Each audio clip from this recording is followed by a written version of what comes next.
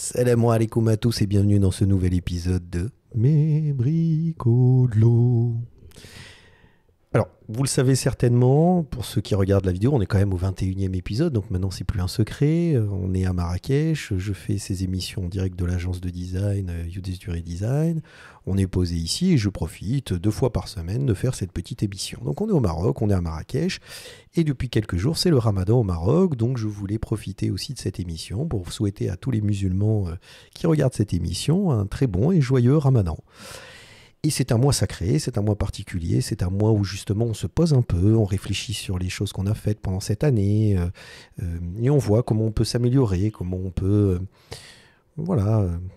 évoluer positivement dans la vie, se poser les bonnes questions, se remettre en question aussi sur les choses qui ont pu se passer l'année précédente, etc. Puis ça a été une année un peu chargée quand même, hein. Inutile de répéter ce qui s'est passé, mais je veux dire, 2020-2021, on a quand même pas mal dégusté. Donc le mois de Ramadan, c'est un bon moment pour se poser, pour aider, les personnes dans le besoin, etc. Pour avoir vraiment une attitude positive.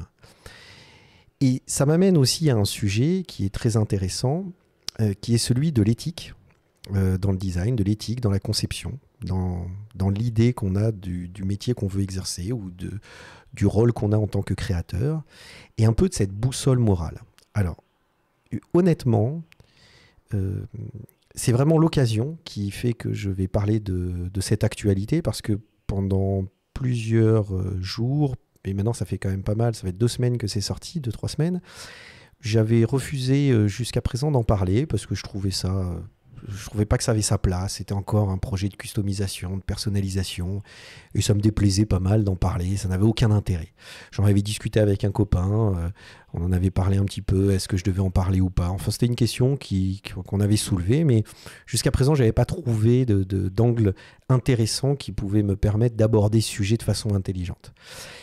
Et là, je me suis dit, ben voilà, c'est l'occasion, on va en discuter parce que l'éthique et la boussole morale dans l'acte de création est quelque chose qui est fondamental, qui est important. Pourquoi je fais ça? Est-ce que je vais travailler avec telle marque? Dans quel cadre je vais proposer cet objet, etc., etc.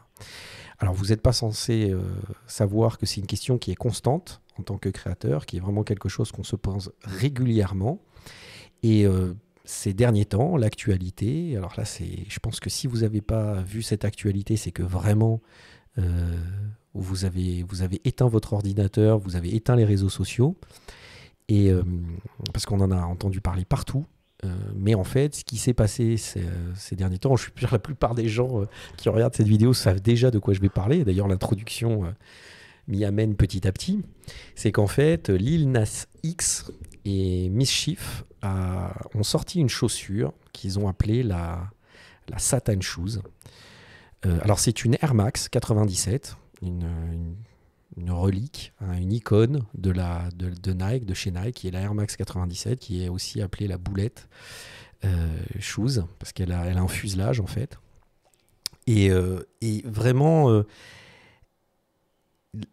l'idée qu'ils ont amenée derrière ce projet, c'était de vraiment choquer. C'est-à-dire de vraiment provoquer les gens. C'est-à-dire, il y a vraiment une idée de provocation, de choquer, etc. Alors, pour faire très rapide, parce que j'ai pas envie de rentrer dans le détail, c'est Hypebeast qui a parlé de la première qui ont parlé de cette chaussure. Donc il y a 666 paires, enfin les mecs ils sont allés jusqu'au bout du délire satanique, dégueulasse, mais vraiment immonde, à tel point que je sais pas si vous voyez, mais la bulle d'air est rouge, parce qu'ils disent, ça n'a pas été vérifié, mais ils disent qu'il y a une goutte de sang humain dans la chaussure, dans la bulle d'air. C'est absolument dégueulasse, mais ils sont allés jusqu'au bout de leur délire satanique.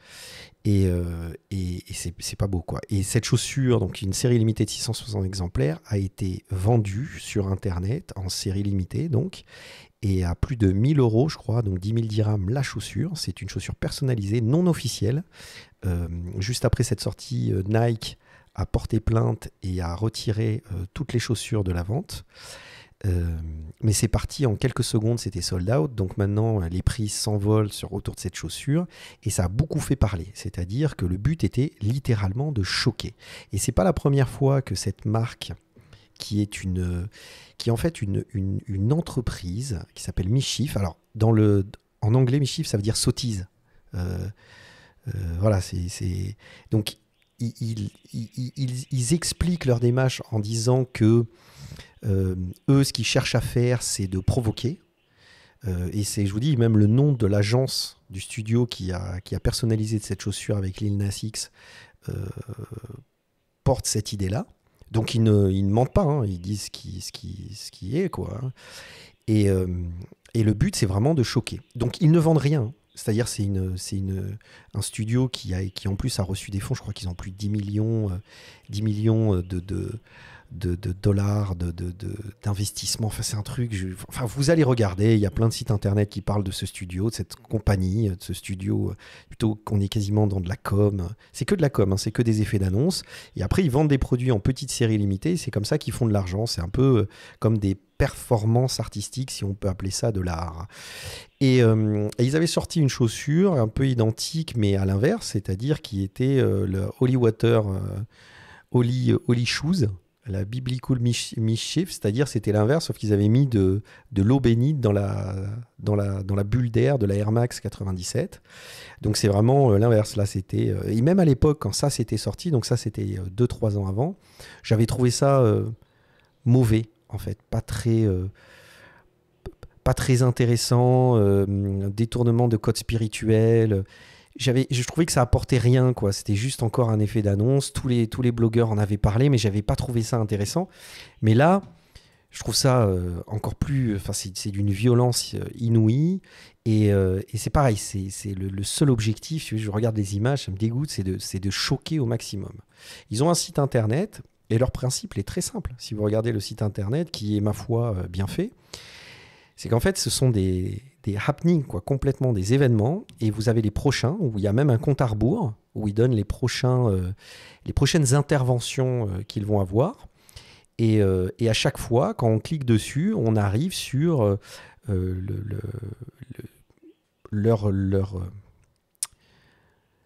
leur démarche artistique et ce qu'ils ont voulu faire et pourquoi ils l'ont fait, etc., etc. Donc on a la Satan Shoes qui était là, qui était le numéro 43, le 44 c'est email, donc c'est le dernier, puis après dans un jour, 6 heures, le 26 avril, ah ben non, en plus, on va avoir un autre événement, et puis après, au fur et à mesure, 10 mai, 24 mai, etc. Donc à chaque fois, c'est des lancements, quoi, c'est des happenings, des événements, des drops.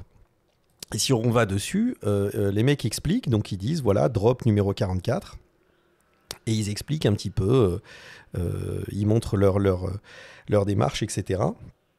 Et si on va sur la Satan Shoes, voilà, ils expliquent. Donc là, tu cliques dessus. Donc là, c'est un communiqué puisque maintenant, c'est interdit à la vente et à la promotion puisqu'ils ont eu un arrêt juridique par Nike.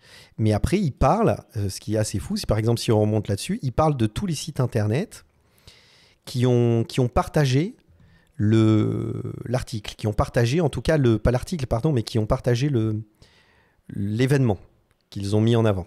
Voyez, donc leur but, c'est absolument pas de créer, d'apporter, de créer quelque chose qui valorise une démarche. Leur but, c'est de choquer. Leur but, c'est de faire parler au maximum. Et leur but, c'est voilà, c'est juste une intervention qui n'a qu'une logique je vais être le plus vulgaire possible, je vais être le plus choquant possible, avec un seul objectif, qu'on parle de moi. Qui est un peu finalement, c'est triste à dire, mais c'est un peu actuellement ce qui se fait. Et j'ai quasiment envie de dire comment la société actuelle fait la promotion de démarches personnelles ou de l'individu. C'est-à-dire que si on regarde les comptes Instagram aujourd'hui, pour la plupart, ou pas tous hein, évidemment, mais je veux dire, il y a une telle valorisation du vulgaire, du choquant. C'est vraiment, on tend vers ça, c'est-à-dire on va de plus en plus vers cette dérive-là. C'est pour ça que je parle de boussole morale, d'éthique en tant que créateur. Est-ce que, en tant que créateur, le but n'est pas toujours systématiquement, voire même de choquer ou d'être vulgaire? Est-ce que le but, c'est plutôt d'avoir une élévation, de favoriser l'élévation intellectuelle, peut-être de réflexion, de remise en question, etc. Je veux dire, je pense que c'est quelque chose qui est un vrai débat parce qu'il y a un décalage. Moi, je me reconnais absolument pas là-dedans et en tant que créateur, c'est quelque chose voilà, qui me choque et dans laquelle j'ai pas envie de participer. C'est-à-dire que quand, avec Omar, on crée NES Radio, ça a la volonté de valoriser des musiques qui ne sont pas entendues, des genres musicaux qui ne sont pas mis en avant, de mettre en avant des artistes qui n'ont pas de plateforme, qui les valorisent. Donc, nous, c'est vraiment essayer d'apporter quelque chose. NES en arabe, ça veut dire les gens. Donc, c'est la radio des gens. Voilà, on essaye d'avoir un discours valorisant, un discours qui fait la promotion de la création positive. Vous voyez ce que je veux dire? Cela dit, le subversif m'a toujours plu, ne m'a jamais posé de questions, mais le subversif intelligent, pas le subversif vulgaire, comme cette agence, ce studio Mischief, là. Et ne croyez pas que c'est les premiers qui ont fait ça. Alors, dans les années 2000, quand je venais juste de rentrer à l'ENSI Les Ateliers, j'ai eu la chance d'avoir Laurent Massalou en professeur, en directeur de projet. Et Laurent Massalou faisait partie des Radi Designers. Alors pour ceux qui ne connaissent pas les Radi Designers, ça c'est le site internet qui est toujours en ligne, mais ils se sont arrêtés en 2006, c'est-à-dire il n'y a aucune autre actualité depuis. D'ailleurs, il manque des plugins, le site est vraiment vieux. Et quand je suis arrivé en 2000, les Radi Designers étaient vraiment les plus subversifs dans le monde du design et de la création. C'était des gens des créateurs, des designers qui posaient la question de l'objet et du détournement de l'objet dans une démarche de design subversif, vraiment. Et ils se sont fait connaître avec cette banquette chien que je trouve absolument dingue, qui est en fait le chien dans lequel c'est comme si on avait, avec la photo, on avait utilisé un calque Photoshop et on avait étiré les pixels du chien pour créer ce canapé. Et je le trouve incroyable, c'est-à-dire qu'il y a une complète remise en question du principe d'assise, du symbole. Il y a vraiment quelque chose de super intéressant. Et c'est quelque chose de nouveau, de différent. Et les Radi Designers ont fait énormément d'objets comme ça, qui sont absolument remarquables. Je vous dis, ils se sont arrêtés assez tôt, malheureusement. Mais incroyable.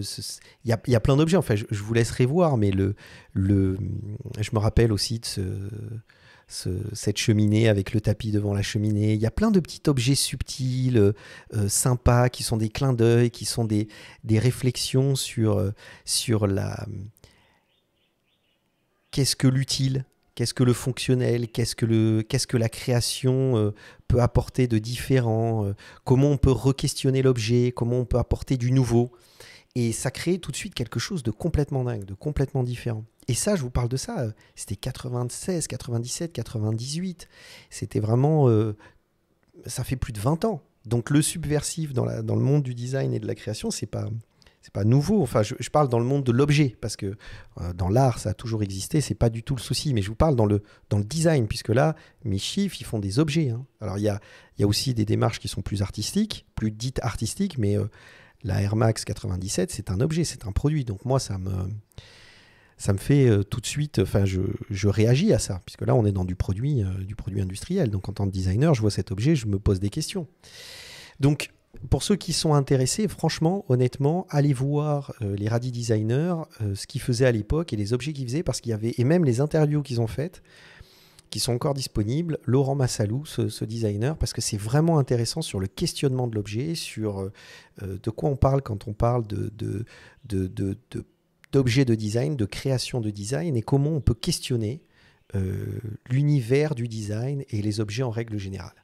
Mais il y a une autre marque qui était à peu près à la même époque et qui a été littéralement un découvreur de talent, c'est Droog Design, qui est un collectif, qui était à l'époque un collectif de créateurs. Et Droog, c'était complètement ce délire-là. C'est-à-dire, alors, il y a un objet qui a été l'objet vraiment, je pense, qui symbolise complètement cette démarche de Droog Design, qui est complètement dans le détournement, mais où c'est pas que du détournement, c'est-à-dire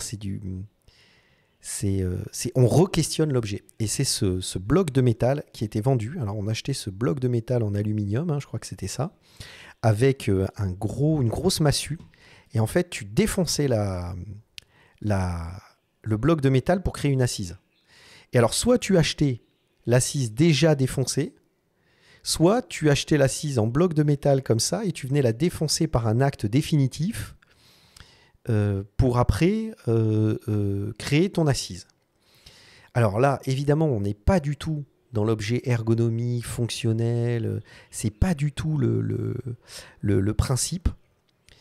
Mais le principe, c'est de questionner justement le rôle du designer dans la réflexion de l'objet fini. C'est-à-dire qu'en tant que créateur, quand vous pensez à un objet, quand vous créez un objet de design, c'est de se dire vers quoi je vais aller, comment je vais le rendre fonctionnel pour que quand la personne l'achète, elle a juste à s'asseoir dessus et puis voilà. Là non. L'idée, c'est je te vends un bloc et c'est toi qui crée ton objet, c'est toi qui le fabrique, quoi. Enfin, c'est toi qui termine cet objet sur un acte définitif, quoi. C'est vraiment, il y a pas moyen de revenir en arrière. Et puis en plus, c'est totalement spécifique.